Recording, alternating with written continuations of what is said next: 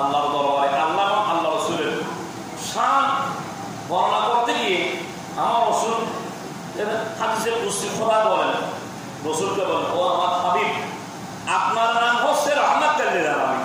এটা হাদিসে কুদসি। আমার নাম হচ্ছে রব্বুল আলামিন।